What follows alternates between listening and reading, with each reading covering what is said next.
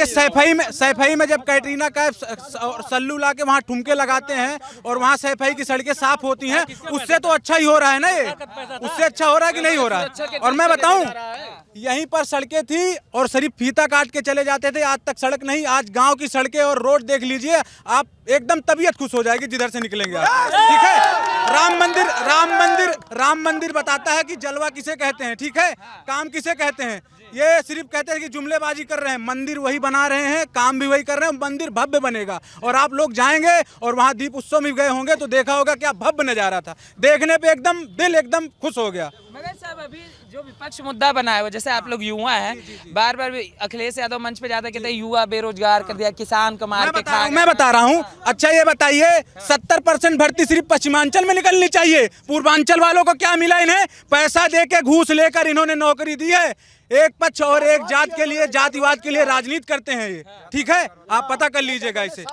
70% इन्होंने नौकरी दी है। 75 सीट में से 63 सीट यादव।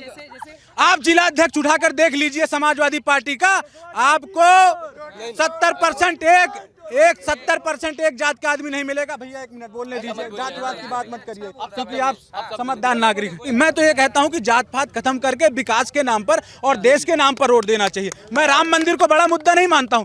धारा 370, ये बताइए कि महिलाओं की कितनी मजाल की आर्मी के ऊपर पत्थर मारे। आज बताइए कोई महिलाएं बुर्का पहन के आती हो, पत्थर मारती हो, आर्मी की इतनी औकात है कि उनको डाउनलोड कर देंगे, ठीक है, हाँ आप समझ लीजिए।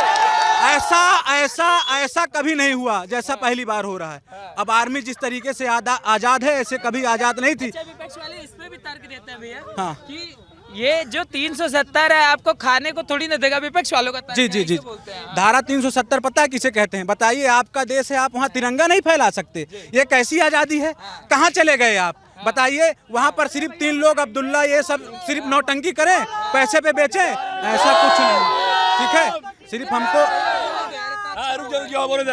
मुझे सिर्फ एक ही मतलब है, जो देश के लिए है वो पहले, और जो देश के लिए नहीं है, पहले देश होता है, फिर धर्म होता है, फिर जाति होती है। सबसे पहले देश, उसके बाद धर्म, उसके बाद जाति। अच्छा, जैसे अखिलेश यादव आगे तो उत्तर प्रदेश को खा जाएंगे क्या? बिल्कुल खा लेंगे।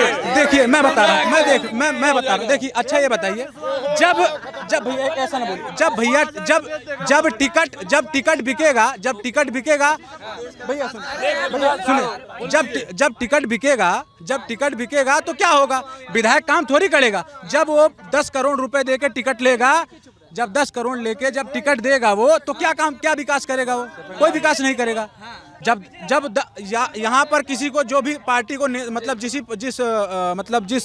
पार्टी के संघर्ष कार्यकर्ता को टिकट दिया जाता है और उसी बेसिस पे वो चुनाव लड़ता है, और माननीय नरेंद्र मोदी और श्री योगी आदित्यनाथ जी के इशारों पर, उनके किए गए कार्यों पर, जो भी आदमी तौर तरीके से उसी को दिखाते हुए अपना एजेंडा बनाकर चुनाव जीतता है। जो ये हिंदुत्व वाला जो सारी चीजें चल रही हैं, अब सभी पार्टियां इस बीच एक चीज सुन लीजिए, मैं हिंदू मुस्लिम नहीं हूं, मैं बता रहा हूं, मैं अपनी ग्राम सभा का प्रधान हूं, मेरा नाम शिवम मिश्रा है, ठीक है, मैं बता रहा हूं आपको। माता जी मेरी प्रधान है, लेकिन प्रधानी मैं करता हूँ मिश्रा, क्योंकि सीट महिला थी। इसीलिए हमारे गांव में कम से कम 30% मुसलमान है।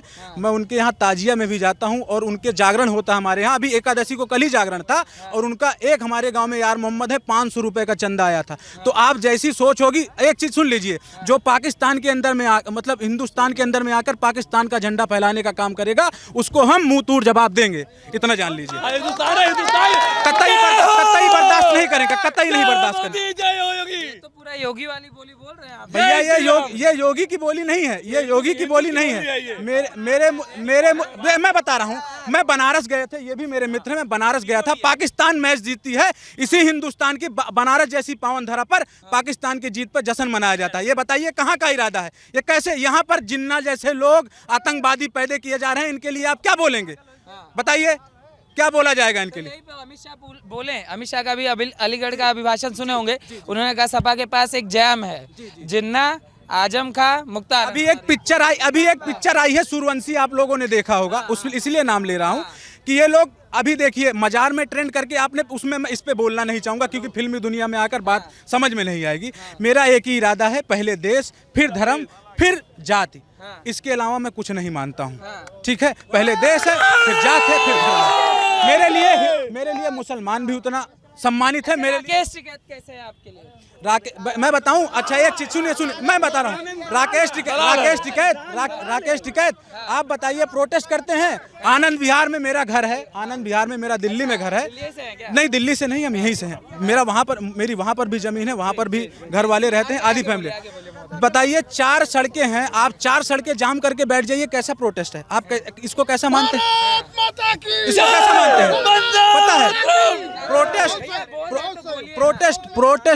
प्रोटेस्ट उसे बोला जाता है भैया, मैं बता रहा हूँ, प्रोटेस्ट उसे बोला जाता है कि जो शांतिपूर्ण तरीके से धरना प्रदर्शन करे, तरीके से बैठे, अपनी बात को रखे। मैं मानता हूँ किसान है, मैं किसानों का सम्मान करता हूँ। और मैं बताऊं किसान किसे कहते हैं? मेरे पिताजी किसान हैं। किसान सिर्फ आता है वो तो किसान सिर्फ खेत में किसानी करता है, ना कि गली गली घूम के नौटंकी करता है। ठीक है, टिकैत की जरा आइए, आपको पता नहीं है, वहाँ सिर्फ टिकैत बन गए हैं। अभी बताएंगे हमको गन्ना बोना आता है, आता है।